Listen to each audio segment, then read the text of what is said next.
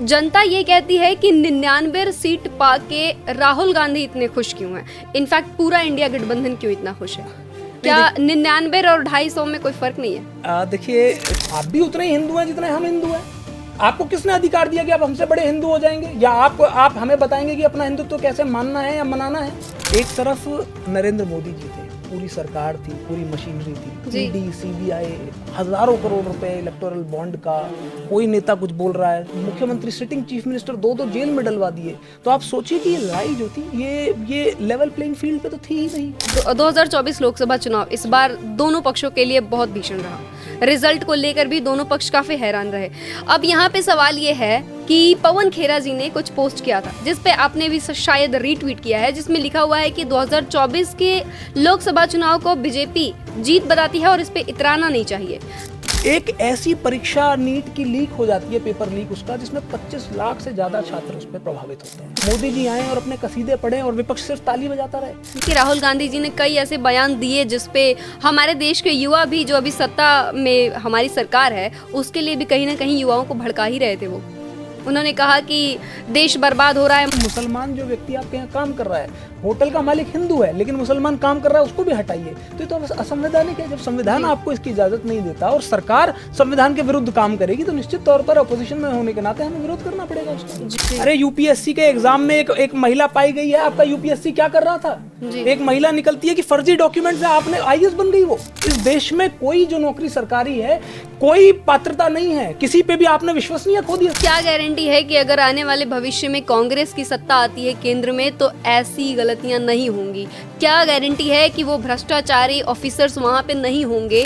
आज चीन लगातार हमारे बॉर्डर में अंदर आ रहा है। अरुणाचल प्रदेश के कई गांवों तक अंदर आ चुका है। जैसे भारतीय जनता पार्टी के और सांसद मोदी कर रहे हैं, क्या विपक्ष भी ये काम कर रहे हैं? आप कांग्रेस पार्टी से हैं, मतलब उनके प्रवक्ता हैं, तो लाजमी है आप उन्हीं के पक्ष में बात करेंगे। लेकिन एक सवाल है, बड़ा जेन्युइन है, कि हम जहाँ पे भी बात करते हैं अपने की, कभी भी एक माँ अपने बच्चे का गलती नहीं देख सकती, वो बता ही नहीं सकती मेरा बेटा गलत है। वैसे ही मेरे जहन में भी एक सवाल है कि राहुल गांधी अग्निवीर योजना को लॉलीपॉप कहते हैं, ये कहाँ तक सही है? अपने प्राण निछावर करते हैं जी, उससे ज्यादा मैं समझता हूँ कि कोई बलिदान नहीं हो सकता देश के लिए। तो इस अग्निवीर योजना से तो हम सैनिकों का अपमान कर रहे हैं। हिंदुस्तान के संसद में खड़े होके वो हिंदुओं को हिंसक कह रहे हैं, ये कहाँ तक सही है? तो भारतीय जनता पार्टी या नरेंद्र मोदी हिंदुत्व नहीं है। जनता वो नहीं समझती है जो वो समझाना चाहते हैं। राहुल गांधी जी, उनका शब्द ही इतना खतरनाक था कि पूरे देश में बस इस चीज को लेके बवाल मच गया कि उन्होंने हिंदू को हिंसक कहा, तो कहा क्यों? योगी आदित्यनाथ जी, जिनको हटाने की मांग की जा रही है उत्तर प्रदेश से, जी, ये कहाँ तक सही है और कितना सही है? योगी जी को हटाने की बात है। मैं समझता हूँ कि आप योगी जी की जगह कोई और रोगी जी आ जाए या कोई भोगी जी आ जाए। अखिलेश यादव जी वहाँ के डिप्टी सीएम, यूपी के डिप्टी सीएम केशव प्रसाद मौर्य को भी ऑफर दे रहे हैं उनके पार्टी में, क्योंकि उनको सीएम बनना था बहुत पहले। देश में 2-3 मुद्दे ऐसे चल रहे हैं जिन पे खास तौर पे बात करना बहुत जरूरी हो गया है। नमस्कार, मैं नेहा द्विवेदी और आप देख रहे हैं सच टॉक्स। इस वक्त हमारे स्टूडियो में कांग्रेस के प्रदेश प्रवक्ता और नेशनल मीडिया पैनलिस्ट हमारे सामने अभी अनिल यादव जी मौजूद हैं। आपका बहुत स्वागत है हमारे स्टूडियो में। आज के मुद्दे पे हम बात करेंगे। सबसे पहले तो मैं बात करना चाहूँगी कांवड़ यात्रा के बारे में, जिसपे योगी जी ने एक फरमान जारी किया था, जिसमें उन्होंने कहा था कि उन सारे ठेले वालों को, दुकान वालों को, जहां से कांवड़िया गुजरेंगे, उनका नाम उनके ठेले पे लिख के रखना होगा। ये कहाँ तक सही है?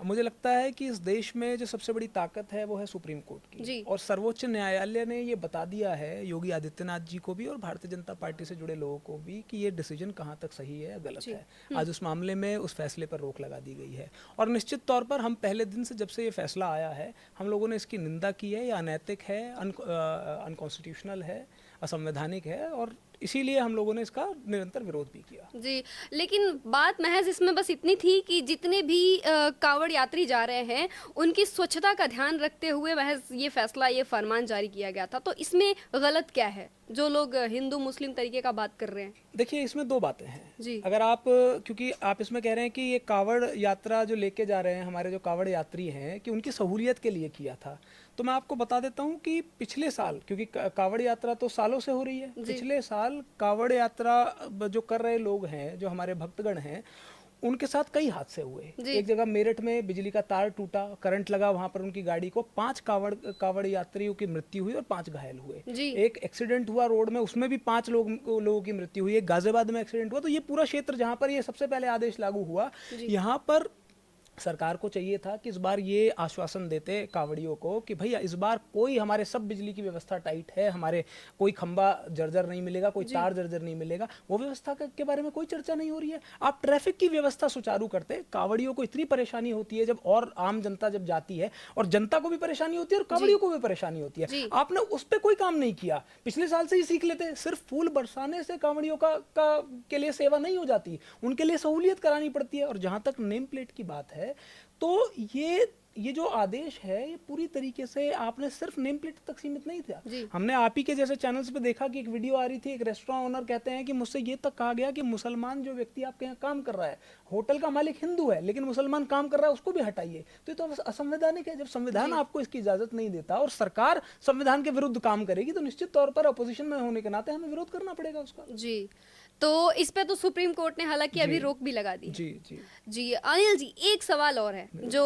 कुछ जाए, हम अगर पास्ट में जाते हैं आपके, तो दिखता है कि आप सपा से जुड़े थे शुरुआती दिनों में, अपने कॉलेज के दिनों में।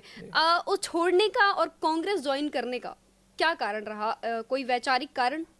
देखिए क्या होता है कि हालांकि समाजवादी पार्टी में मैं लंबे समय रहा और आदरणीय अखिलेश जी का मैं आज भी बहुत सम्मान करता हूँ। उन्होंने मैं एक नेता के रूप में भी कहूँ तो वो बहुत अच्छे व्यक्ति हैं और निश्चित तौर पर उन्होंने मुझे बहुत आगे बढ़ाया। लेकिन कई बार ऐसा होता है राजनीति में कि आपके सामने 2 रास्ते हो जाते हैं कि आप राजनीति देख लीजिए, स्वाभिमान देख लीजिए।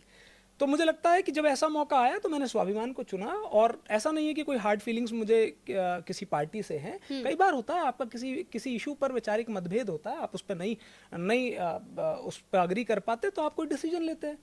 तो इसलिए मुझे लगता है कि वो एक समय था, उस पर वो डिसीजन लेना जरूरी था। और क्योंकि मेरी विचारधारा भारतीय जनता पार्टी से के आसपास भी नहीं फटक पाती है, तो इसलिए मेरे पास रास्ता कांग्रेस में जाने का। जी, लेकिन बीजेपी की विचारधारा तो हिंदुत्व को ही सपोर्ट करती है ना?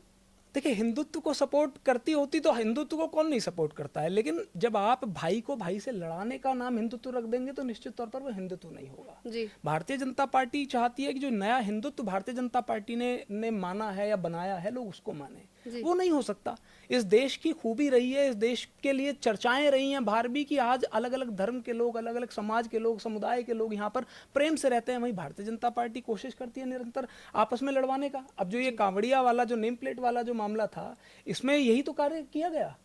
आप बताइए ना, आपने एनिमिटी जो है वो मुसलमानों के प्रति पैदा की कि वो ऐसा कर देंगे, वो ऐसा कर देंगे, आपके खाने को दूषित कर सकते हैं। मुझे एक बात बताइए, जो नेम प्लेट की आप बात कह रहे हैं, एक आम वाला व्यक्ति, आपने कहा कि आप अपना नाम लगाएंगे क्योंकि आप खाना दूषित कर सकते हैं, तो फिर आपको वो बगीचा भी पता करना चाहिए था। यदि आपको वाकई में इस इशू को पूरा सॉर्ट आउट करना चाहिए था कि वो आम किसके बगीचे से आया है, किसने तोड़ा है, किसने उसे पैक करके ठेली तक पहुंचाया है, क्योंकि दूषित तो उसे पूरे प्रोसेस में कोई भी कर सकता है। लेकिन आपकी जो मानसिकता थी वो सिर्फ और सिर्फ एक कम्युनिटी को डिमोनाइज करने की थी। जी, तो जैसा आपने सुना कि इस पे तो जवाब काफ़ी अच्छा मिला। जिस तरह से सभी लोग कह रहे हैं कि ये कहीं ना कहीं हिंदू और मुसलमान कर रहा था, जो फरमान अभी सुप्रीम कोर्ट ने नकार भी दिया है, ख़त्म कर दिया है। लेकिन फिलहाल हम इस पे पहुंचेंगे। 2024 लोकसभा चुनाव इस बार दोनों पक्षों के लिए बहुत भीषण रहा। रिजल्ट को लेकर भी दोनों पक्ष काफ़ी हैरान रहे। अब यहाँ पे सवाल ये है कि पवन खेरा जी ने कुछ पोस्ट किया था, जिस पे आपने भी शायद रीट्वीट किया है, जिसमें लिखा हुआ है कि 2024 के लोकसभा चुनाव को बीजेपी जीत बताती है और इस पे इतराना नहीं चाहिए। तो जनता ये कहती है कि 99 सीट पाके राहुल गांधी इतने खुश क्यों हैं? इनफैक्ट पूरा इंडिया गठबंधन क्यों इतना खुश है? क्या 99 और 250 में कोई फर्क नहीं है? देखिए, ये जनता नहीं कह रही है, ये तो आप जैसे लोग, मीडिया के जो लोग जी, नहीं सर, हम फील्ड पे भी उतरते हैं सर। जहाँ तक जनता की बात है तो मैं आपको बताता हूँ। देखिए, एक तरफ नरेंद्र मोदी जी थे, पूरी सरकार थी, पूरी मशीनरी थी, ईडी, सीबीआई, हजारों करोड़ रुपए इलेक्टोरल बॉन्ड का, कोई नेता कुछ बोल रहा है, मुख्यमंत्री, सिटिंग चीफ मिनिस्टर 2 जेल में डलवा दिए। तो आप सोचिए कि ये लड़ाई जो थी ये लेवल प्लेइंग फील्ड पे तो थी ही नहीं। और उसके बाद उनका जो घमंड था, जो अहंकार था, वो था कि 400 प्लस सीटें जीतेंगे। तो जहां पर जब इनके ये रिजल्ट आया, जो ये 240 का आंकड़ा जो ये पहुंचा, तो निश्चित तौर पर इनकी वैचारिक हार हुई। जनता ने इनको बताया कि लोकतंत्र में नंबर बड़ा नहीं होता, जनता बड़ी होती है। और जहां तक हमारी बात है, निश्चित तौर पर आप उत्तर प्रदेश देखिए, आपको अयोध्या जैसी सीट पे हार मिली भारतीय जनता पार्टी को। बद्रीनाथ का भी विधानसभा चुनाव हुआ, आप देखिए कि कैसे जनता ने हराया।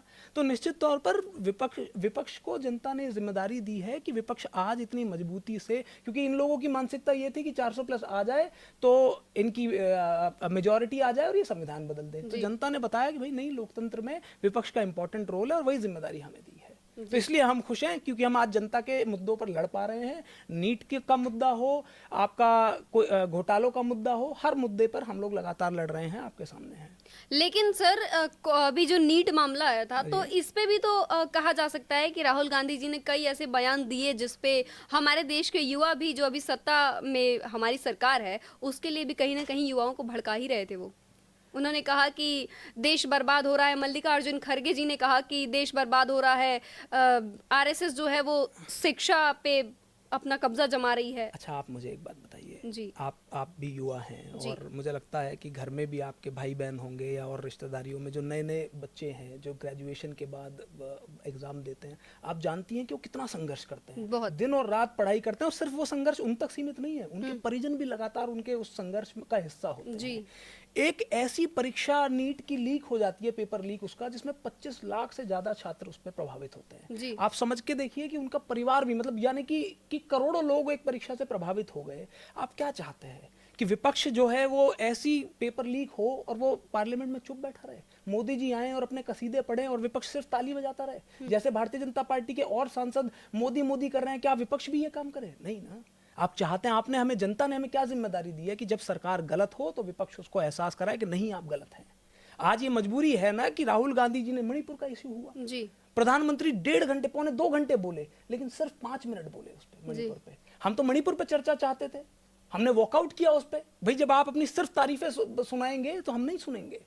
तो हमें जो जिम्मेदारी दी है जनता ने, वो हम बखूबी निभा रहे हैं। Rahul Gandhi ji being opposition leader गए मणिपुर 3-3 बार, क्यों प्रधानमंत्री जी नहीं जा पाए? और जहां तक नीट का इशू है, सिर्फ नीट नहीं, अनेकों परीक्षाएं लीक हो रही हैं। 70 से ज्यादा परीक्षाएं लीक हो चुकी हैं उत्तर प्रदेश में। तो आप सोचिए, जहां पर आप कहते हैं कि बाबा का बुलडोजर है, वहां पर जुडिशियरी की परीक्षा में धांधली पाई गई है।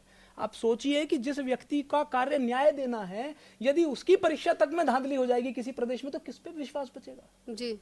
तो इसलिए मुझे लगता है कि ये तो जनता ने हमें जिम्मेदारी दी है, और राहुल गांधी जी जो कर रहे हैं वो जनता के भले के लिए कर रहे हैं, छात्रों के भले के लिए कर रहे हैं। तो यहाँ पे तो छात्र की भलाई हो गई, लेकिन धर्मेंद्र प्रधान जो कि केंद्रीय शिक्षा मंत्री हैं, उन्होंने कहा कि ये महज कुछ महीने से हुआ है, क्योंकि 7 साल पहले कोई भी पेपर लीक नहीं हुआ 7 साल से। अब देखिए, अगर आप अपनी आंखों पे पर्दा लगा लें या आंख बंद कर लें तो दिन की सच्चाई तो नहीं जाएगी। मैं और आप आंख बंद करके बैठ जाएं तो दिन ही रहेगा। जी बिल्कुल, ठीक है। हो सकता है, हाँ, अब अगर आप आंख बंद कर लेंगे तो आपको निश्चित तौर पर अंधेरा दिखेगा, तो आपके कहने से वो रात नहीं हो जाएगी, दिन ही रहेगा। धर्मेंद्र प्रधान जी हो या पूरी भारतीय जनता पार्टी की मशीनरी हो, कितना ही भी झूठ परोस ले, मैं तो चाहता हूं कि आप लोग ग्राउंड पे जाके उन छात्रों से बात करिए। उनका कलेजा फट रहा है आज ये सोच कर कि क्या होने वाला है आगे। जी। और एक परीक्षा नहीं, एक परीक्षा लीक होती है, उसके अगले दिन दूसरी परीक्षा लीक हो जाती है। आरओ का की जो परीक्षा उत्तर प्रदेश की थी, 50 लाख भर्तियां निकली, वो 50,000 भर्तियां थी, 60 लाख बच्चों ने पेपर दिया। आप सोचिए, ये व्यवस्था है अनएम्प्लॉयमेंट की, बेरोजगारी की ये स्थिति है, और उस परिस्थिति पे हम अगर बोले भी ना, तो हम काहे बात का विपक्ष है? किस बात की हमारी विपक्ष में रहने की जिम्मेदारी है? तो निश्चित तौर पर हम उस पर पुरजोर तरीके से न सिर्फ उठाएंगे, बल्कि सरकार पर दबाव डालेंगे कि ये जो व्यवस्था है ये बदली जाए। मतलब एक तरीके से आप ये कह रहे हैं कि धर्मेंद्र प्रधान जो भी कह रहे हैं, बचाव में कह रहे हैं, यानी कि पेपर लीक पहले भी हो रहे थे। देखिए, बचाव तो एक छोटा वर्ड है, बचाव बहुत छोटा वर्ड है, वो पूरी बेशर्मी में कह रहे हैं ये।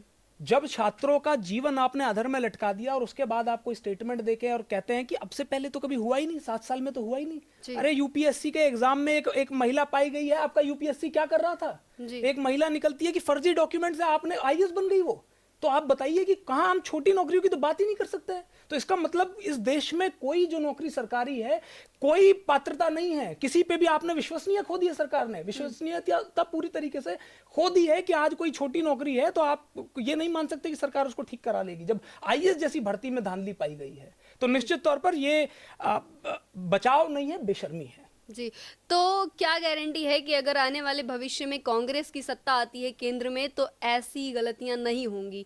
क्या गारंटी है कि वो भ्रष्टाचारी ऑफिसर्स वहां पे नहीं होंगे जो इस समय वहां पे बैठ के पेपर लीक कर रहे हैं या फिर करवा रहे हैं? देखिए, एक सबसे बड़ी बात होती है जब आप सरकार में होते हैं तो किसी भी चीज़ का इम्प्रूवमेंट तब होता है जब आप अपनी गलती मानते हैं। जी। इस सरकार के साथ सबसे बड़ी समस्या ये है कि ये कुछ भी करने के बाद अपनी गलती नहीं मानते, ये एक्सेप्ट ही नहीं करते।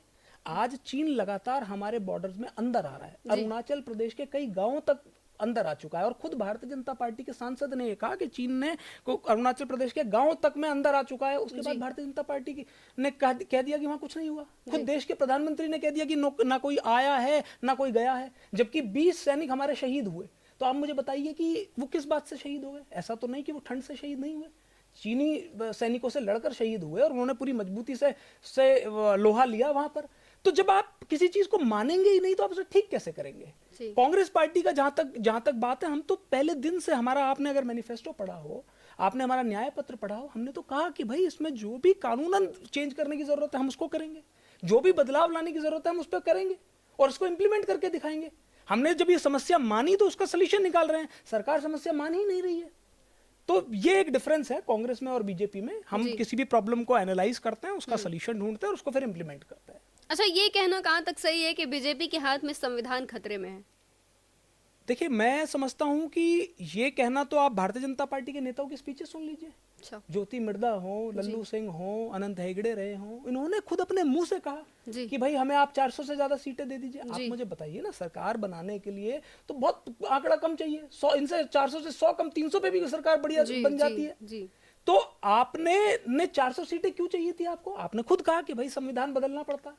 तो जब आपके नेता कह रहे हैं और आपकी पृष्ठभूमि ऐसी रही है कि आप आरक्षण के विरोधी हैं, खुद मोहन भागवत हो या भारतीय जनता पार्टी के नेता हो, इन्होंने आरक्षण के खिलाफ में बयान दिए हैं, तो आप संविधान बदल के आरक्षण को ही तो खत्म करना चाह रहे थे। तो वो हमने जनता के बीच में बात लाई और आपके नेताओं ने कहा इसलिए हमने लाई, और जनता को समझ आया, इसीलिए जनता ने आपका रथ विजय रथ जो है रोक दिया और लगातार रोकते चली आ रही है। अच्छा सर, एक सवाल है आपसे कि आप कांग्रेस पार्टी से हैं, मतलब उनके प्रवक्ता हैं, तो लाजमी है आप उन्हीं के पक्ष में बात करेंगे, लेकिन एक सवाल है बड़ा जेन्युइन है कि हम जहाँ पे भी बात करते हैं अपने की, कभी भी एक माँ अपने बच्चे का गलती नहीं देख सकती, वो बता ही नहीं सकती मेरा बेटा गलत है। वैसे ही मेरे जहन में भी एक सवाल है कि राहुल गांधी अग्निवीर योजना को लॉलीपॉप कहते हैं, ये कहाँ तक सही है? आप मुझे एक बात बताइए जी। हालांकि मैं ये समझता हूँ कि देश में जो भी अलग अलग फील्ड से लोग आ रहे हैं, डॉक्टर्स हैं, टीचर्स हैं, इंजीनियर्स हैं, सबका बहुत बड़ा योगदान है देश को बनाने में, लेकिन क्या उनका योगदान सैनिकों के बराबर माना जा सकता है? जो अपने जीवन में जो सर्वोच्च बलिदान है, जो अपने प्राण निछावर कर दे, उससे ज्यादा मैं समझता हूँ कि कोई बलिदान नहीं हो सकता देश के लिए। आज अग्निवीर की योजना लाकर आपने क्या किया कि एक बच्चा, जो एक नौजवान जो आपके लिए, आपके परिवार के लिए बॉर्डर पे खड़ा होकर आपकी रक्षा कर रहा है, यदि वो शहीद हो जाता है, उसे दुश्मन की गोली लग जाती है, तो आप उसको शहीद का दर्जा नहीं देंगे जी। जो एक सैनिक, आप ये देखिए, पैसा एक बहुत छोटी चीज है इसमें कि आपको क्या कंपनसेशन मिला, आपको क्या व्यवस्थाएं मिलेंगी, ये तो बहुत छोटी चीज है। आप कभी किसी गांव में जाइएगा, जब कभी आप मिलते हैं, जब कभी शहीद की उसके अंतिम दर्शन के लिए जब उसकी बॉडी आती है वहां पर, तो आसपास के इलाकों से भीड़ आती है, पूरा हुजूम का हुजूम टूट पड़ता है। कभी किसी बड़े आदमी के भी आपने नहीं देखा होगा इस तरीके से लोग, क्योंकि वो एक सम्मान, एक गौरव उस परिवार के लिए महसूस करते हैं कि इनका बच्चा हमारे लिए उसने अपना जीवन निछावर किया है। हम बेसिक सी चीज, उससे शहीद का दर्जा भी छीन लेंगे, तो इस अग्निवीर योजना से तो हम सैनिकों का अपमान कर रहे हैं। और फिर उनको, जहां तक सुविधाएं की बात करी जाए, तो सुविधाएं भी तो काट दी। आप उसको कैंटीन की सुविधा नहीं है, उसको जो दुनिया भर की जो अलाउंसेस मिल रहे हैं वो नहीं मिलते हैं, और उसके बाद आप कहते हैं कि राहुल गांधी उस पर ना बात करें। आप कहते हैं कि भाई 4 साल बाद आप उसको रिटायर कर देंगे। मुझे बताइए, वो नौजवान जो 20 साल में भर्ती हो गया, 19 साल में भर्ती हो गया, वो 4 साल बाद कहाँ जाएगा जी? वो तो बेरोजगार हो जाएगा। या तो आप उसकी व्यवस्था बताइए कि इसके लिए हमने ये नेक्स्ट प्रोसेस जो है ये है, और नहीं तो आपने उसकी पूरी जवानी मांग कर और उसके बाद उसको खाली रोड पे चलने के लिए छोड़ दिया, तो आपने तो उसके साथ विश्वासघात किया ना जी। तो निश्चित तौर पर वो राहुल गांधी जी ने बिल्कुल सही कहा कि ये यूज एंड थ्रो की योजना है, जिसका हम विरोध करते हैं। और जिस दिन इंडिया गठबंधन की सरकार बनेगी, ये पहले कामों में से एक रहेगा कि जो इस योजना को हम लोग निरस्त करेंगे। चलिए ठीक है। अभी राहुल गांधी जी भारत जोड़ो न्याय यात्रा निकाले थे, भारत जोड़ो यात्रा भी निकाले थे, जिसमें उनका काम था हिंदुओं को एकत्र करना, एकजुट करना। नहीं, बिल्कुल गलत बात है। उनका काम था देश को एकजुट करना जी। उसमें हिंदू, मुसलमान, सिख, ईसाई, और गरीब, जिस अमीर देश सब का आते नाम हैं। ही हिंदुस्तान है, उस हिंदुस्तान के संसद में खड़े होके वो हिंदुओं को हिंसक कह रहे हैं, ये कहाँ तक सही है? देखिए, मुझे लगता है कि कोई भी चीज़ जब मीडिया में आती है तो उसकी पूरी जांच होनी चाहिए। उस पार्लियामेंट की डिबेट को मैं आपके व्यूअर से भी कहूंगा कि आप लोग देखिए, और एक बार नहीं 2-4 बार देखिए, जिससे पूरी क्लैरिटी आ जाए। जी। वो बात सिर्फ और सिर्फ भारतीय जनता पार्टी के लोगों के लिए चल रही थी। जी। और उसके बाद भी जब भारतीय जनता पार्टी ने इस पर राजनीति करने की कोशिश की तो राहुल गांधी जी वापस खड़े हुए, उन्होंने कहा कि भारतीय जनता पार्टी या नरेंद्र मोदी हिंदुत्व नहीं है, पूरा हिंदुत्व का चेहरा जो है भारतीय जनता पार्टी नहीं है। इससे क्लियर हो गया वहीं के वहीं कि वो बीजेपी के लिए कह रहे हैं। लेकिन जनता तो हमारी ये समझती है कि राहुल गांधी उनका अपमान कर रहे हैं। नहीं, ये तो समझाने वालों का रोल है ना, ये तो हमारे आप जैसे लोगों का रोल है। अगर आज मीडिया, जैसे आपने सवाल पूछा मुझसे, आपने कहा कि वो हिंदुत्व को क्यों गलत कहते हैं, तो आपने जो सवाल पूछा, आपने अपनी, अब मुझे नहीं लगता कि आपने वीडियो पूरा देखा या नहीं देखा, लेकिन आपने एक मैसेज बनाया कि उन्होंने हिंदुत्व का अपमान किया। अगर यदि मान लीजिए मुझे नहीं जानकारी होती तो मैं कुछ और जवाब देता, लेकिन मैंने तो वो वीडियो देखा है, उन्होंने बात ही भारतीय जनता पार्टी के लिए की थी। अब आप मुझे बताइए, क्या भारतीय जनता पार्टी आज हिंदुओं की ठेकेदार हो गई है? क्या भारतीय जनता पार्टी यदि कुछ गलत करेगी तो हम उसे नहीं टोकेंगे? या उसको, वो सरकार को टोकना मतलब हिंदुत्व को टोकना है या हिंदुत्व को गाली देना? नहीं ना, आप भी उतने ही हिंदू हैं जितने हम हिंदू हैं। आपको किसने अधिकार दिया कि आप हमसे बड़े हिंदू हो जाएंगे, या आप हमें बताएंगे कि अपना हिंदुत्व कैसे मानना है या मनाना है? नहीं कह सकते ना। तो मुझे लगता है कि इस बात का तो आप जैसे जो युवा हैं, जो मीडिया में आ रखे हैं, उनको ज्यादा से ज्यादा जनता को सही मैसेज देना चाहिए कि भाई भारतीय जनता पार्टी जो है, क्योंकि देखिए मैं आपको बता रहा हूँ, इनके पास हजारों करोड़ रुपए है, हमारे आप जैसे नौजवानों का भविष्य बर्बाद कर देंगे, क्योंकि ये तो भाई पैसे वालों की पार्टी है ना, कॉर्पोरेट्स इनके साथ जुड़े हुए हैं। हमें और आपको संघर्ष करके आगे बढ़ना है, तो हमारी आपकी जिम्मेदारी है कि जनता को सही बात पहुंचाएं। लेकिन जनता ने जो, मतलब कि हम जो संसद टीवी देखते हैं, ये पूरा देश देखता है कहीं ना कहीं, तो जनता वो नहीं समझती है जो वो समझाना चाहते हैं। राहुल गांधी जी, उनका शब्द ही इतना खतरनाक था कि पूरे देश में बस इस चीज को लेके बवाल मच गया कि उन्होंने हिंदू को हिंसक कहा, तो कहा क्यों? भले क्योंकि भारतीय जनता पार्टी के फॉलोअर्स हैं, अभी इस बात से इनकार नहीं किया जा सकता, अभी सत्ता में है तो हर कोई चाहता है बीजेपी। अब आपने तब बड़ी अच्छी बात कही। उन्होंने बीजेपी को हिंसक कहा तो हिंदुओं ने अपने ऊपर ये बात ले ली। देखिए, आपने बड़ी अच्छी बात कही, आपने खुद माना कि भारतीय जनता पार्टी के भी फॉलोअर्स हैं, ज्यादा संख्या में है, तो इसका मतलब ये है, और क्योंकि देखिए ये स्वाभाविक सी बात है, जब सत्ता होती है तो लोग ज्यादा जुड़ते भी हैं आपसे। आपको लगता है कि भाई सरकार है तो लोग जुड़े हुए होते हैं। आपने कहा कि उनके फॉलोअर्स हैं तो वो जनता में मैसेज पहुंचा देते हैं, इसका मतलब कि वो वही मैसेज पहुंचाएंगे जो बीजेपी पहुंचाना चाह रही है। भारतीय जनता पार्टी जब झूठ परोसना चाहती है तो उनके फॉलोअर्स बिना सच और झूठ जाने उसे फैलाने में लग जाते हैं। तो जिम्मेदारी किसकी है? प्रेस की। जिम्मेदारी किसकी? आप जैसे नौजवानों की। हमारी जिम्मेदारी है कि हम उस बात को ज्यादा से ज्यादा खंडन करें और उस बात को बताएं कि सच ये नहीं है जो भारतीय जनता पार्टी कह रही है, बल्कि सच ये है, असल में ये हुआ था। अभी अगर हम अपना ये काम नहीं कर रहे हैं तो निश्चित तौर पर हम अपनी अगली आने वाली पीढ़ियों के साथ गलत कर रहे हैं, जिसका जवाब आपको कभी ना कभी देना पड़ेगा। जी, और आखिरी और महत्वपूर्ण सवाल जो अभी बहुत ज्यादा चर्चा में है, योगी आदित्यनाथ जी, जिनको हटाने की मांग की जा रही है उत्तर प्रदेश से जी, ये कहाँ तक सही है और कितना सही है? देखिए, मैं आपको एक बात बताता हूँ, बड़ा स्पष्ट होकर बताता हूँ, ये भारतीय जनता पार्टी का आंतरिक मामला है जी। लेकिन जो योगी जी को हटाने की बात है, मैं समझता हूँ कि आप योगी जी की जगह कोई और रोगी जी आ जाए या कोई भोगी जी आ जाए, भारतीय जनता पार्टी को हटाने का मन देश की जनता ने बना लिया है जी। तो भारतीय जनता पार्टी योगी जी को हटा के किसी और रोगी जी को ला रही है या भोगी जी को ला रही है, हमें कोई फर्क नहीं पड़ता। और उसका कारण क्या है कि प्रशासन के मामले में, इस प्रदेश को चलाने के मामले में पूरी तरीके से सरकार फेल हुई है। अच्छा। तमाम तरह के पेपर लीक हुए यहाँ पर, और खुद भारतीय जनता पार्टी के एक पूर्व मंत्री ने कहा कि उन्होंने अपने 41 साल के करियर में इतना भ्रष्टाचार नहीं देखा। अब वो तो हमारे सहयोगी नहीं है भाई, मोती सिंह जो है, उनके एक विधायक ने कहा, वो बदलापुर वाले विधायक जी जो थे, मिश्रा जी, उन्होंने कहा कि भाई अगर इसी तरीके से चला तो सरकार नहीं आ रही है। तो ये तो खुद, क्योंकि वो जनप्रतिनिधि हैं, वो जनता के बीच में जाते हैं, उन्हें पता है कि जनता आज की तारीख में योगी आदित्यनाथ हो या कोई और हो, सबको भारतीय जनता पार्टी को हटाने का मन बना लिया है। तो इसलिए ये सिर्फ और सिर्फ हमारा आपका मुद्दों से ध्यान भटकाने के लिए काम किया जा रहा है। अब ये किसी को बना ले या किसी को बने रहने दें, जनता इनको आने वाले चुनाव में हटाएगी। जी, तो अखिलेश यादव भी इसमें शामिल है। कहीं ना कहीं सुर्खियों में पढ़ा गया था कि अखिलेश यादव जी वहाँ के डिप्टी सीएम, यूपी के डिप्टी सीएम केशव प्रसाद मौर्य को भी ऑफर दे रहे हैं उनके पार्टी में, क्योंकि उनको सीएम बनना था बहुत पहले और ये सीएम बन नहीं पाए, तो अब ये चाहते हैं कि उनकी पार्टी में आके सीएम बना ले, ऑफर दे रहे हैं। तो अब देखिए, भारतीय जनता पार्टी अब पिछड़े और दलितों को कहाँ सीएम बनाएगी, और बनाएगी भी तो बिल्कुल आप ये मान के चलिए कि वो रबर स्टैंप के रूप में रहेंगे। केशव मौर्य जी को जब वोट चाहिए था तो उनके समाज को वो अपनी तरफ लाने के लिए उन्हें हेलीकॉप्टर दिया गया, उनको बड़ा नेता बनाया गया, प्रदेश अध्यक्ष थे। हम लोगों को भी लग रहा था कि भाई अगर जीते तो शायद केशव मौर्य जी को कुछ मिलेगा, लेकिन आप जानती हैं कि उनकी नेम प्लेट की वो तक नेम प्लेट तक हटा दी गई। उनको जब वो सभाओं में जाते थे तो औरों को कुर्सी मिलती थी, उनको स्टूल दिया जाता था, इतना अपमानित किया गया। अब यदि केशव प्रसाद मौर्य जी पिछड़े समाज से आते हैं और अखिलेश जी भी पिछड़े समाज से आते हैं और निश्चित तौर पर उनकी मदद करना चाहते हैं, तो क्या बुराई है भाई। उत्तर प्रदेश का मुख्यमंत्री यदि, क्योंकि आबादी में पिछड़े दलित मिला के 80% के आसपास बैठ जाते हैं, तो अगर मुख्यमंत्री बन जाए तो क्या परेशानी है। आप 100 लाइए, और वो तो अखिलेश जी इस पर बेहतर बता पाएंगे कि उन्होंने क्या आगे की स्ट्रैटेजी सोच रखी है, लेकिन कोई बुराई नहीं है, देखा जाएगा।